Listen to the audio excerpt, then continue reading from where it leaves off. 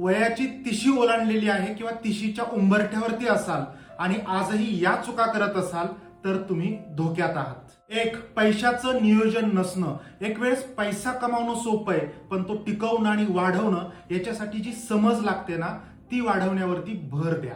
दिखाव्याच्या गोष्टींपेक्षा इन्व्हेस्टमेंटवरती अधिक फोकस करा।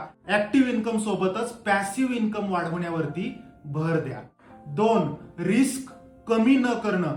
माझं तमाम तरुणांना एक कळकळीचं सांगणं आहे, इकडचं जग तिकडं झालं तरी चालेल, पण कुठल्याही स्थिती परिस्थितीमध्ये आपल्या कुटुंबाचा हेल्थ इन्शुरन्स असणं आणि आपला टर्म इन्शुरन्स असणं हे खूप खूप गरजेचं आहे।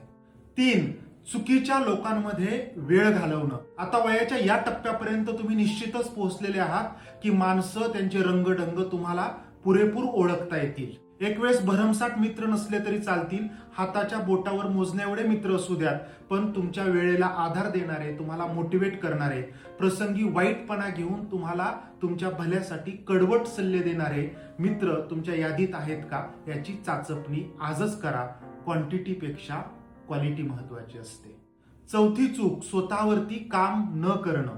मित्र हो, तिशीच्या टप्प्यामध्ये स्वतः मधला विद्यार्थी कधीच हरवू देऊ नका, त्याला कायम जागं ठेवा, कारण your learning is equal to your earning. तुमचं लर्निंग थांबलं की तुमची ग्रोथ थांबली, हे कायम लक्षात ठेवा। 5वी चूक, स्वतःच्या आरोग्याकडे अक्षम्य दुर्लक्ष करणं। मित्र, आज तुमच्याकडे चांगला आहार, जिम, योगा, प्राणायाम, व्यायाम ह्या गोष्टीसाठी जर वेळ नसेल ना, तर भविष्यात दवाखान्यासाठी हमखास वेळ द्यावा लागेल।